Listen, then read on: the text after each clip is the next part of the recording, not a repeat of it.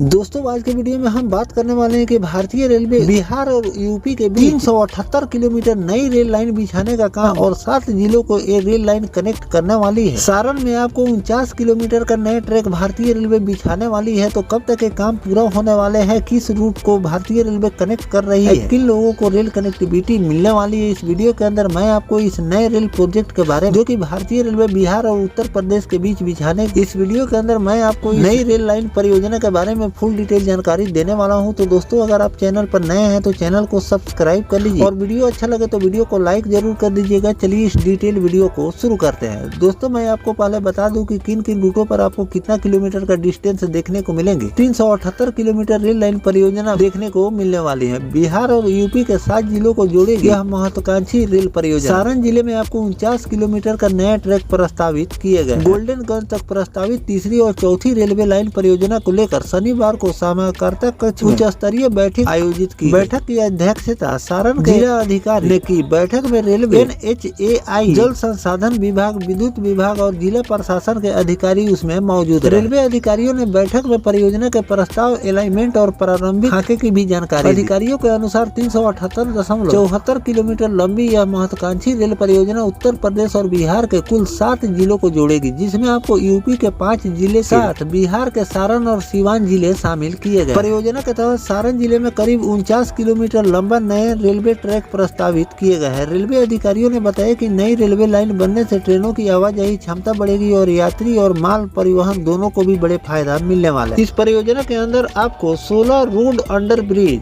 14 बड़े पुल, 93 छोटे पुल और 1 रेल ओवर ब्रिज निर्माण आपको प्रस्तावित किए गए। इसके अलावा विभिन्न नदी, नहरों और लेवल क्रॉसिंग जरूरी संरचना विकसित करने की भी योजना बनाई गई। चरवा से गोल्डनगंज तक रेलवे लाइन विस्तार के लिए भी नए भूमि अर्जन की आवश्यकता पर चर्चा की। वहीं घनी आबादी और तकनीकी बाधाओं से बचने के लिए कोपा से गोल्डनगंज तक वैकल्पिक बाईपास लाइन विकसित करने के भी प्रस्ताव पर विचार किए गए। जिला अधिकारी वैभव श्रीवास्तव ने अनुमंडल पदाधिकारी, सदर जिला भू अर्जन पदाधिकारी और संबंधित तकनीकी विभागों को रेलवे अधिकारियों के साथ संयुक्त रूप से अलाइनमेंट पर भौतिक सत्यापन करने का भी निर्देश दिया। साथ ही संभावित ROB और RUB स्थल पर निरीक्षण का विस्तृत रिपोर्ट जल्द उपलब्ध कराने को भी कहा गया। DM ने सभी विभागों को निर्देश दिए कि परियोजना के दौरान सड़क, बिजली और सिंचाई संरचना पर न्यूनतम प्रभावी सुनिश्चित की। प्रशासन का लक्ष्य है कि परियोजना तेजी से आगे बढ़े और क्षेत्र में विकास, रेल कनेक्टिविटी का लाभ लोगों को जल्द से जल्द मिले। तो दोस्तों उत्तर प्रदेश और बिहार को जोड़ने वाली भारतीय रेलवे ने एक लंबी रेल लाइन परियोजना पर काम शुरू करने जा रही है और इसके लिए पूरी तैयारियां रेलवे द्वारा की जा रही है। ऐसी बात नहीं है कि रेल लाइन बिछाने के लिए केवल पैसे का आवंटन कर उस रूट पर काम शुरू कर दिए जाते हैं। पहले रेलवे द्वारा पूरी तैयारियां की जाती है, किस रूट से गुजरने हैं, कौन कौन से बाधाएं इस रूट पर आने वाली है, उसको दूर किए जाते हैं और भूमि अधिग्रहण में भी कई जगहों पर पेच फंस जाते हैं, जिसके कारण वो रूट पेंडिंग पड़ जाते हैं। तो इन सब बातों को ध्यान में रखकर भारतीय रेलवे पहले जमीन अधिग्रहण का काम करती है। उसके बाद से सर्वे रिपोर्ट तैयार किए जाते हैं, कितने पैसे का आवंटन इस रूट के लिए किए जाएंगे। और ज्यादातर अगर इस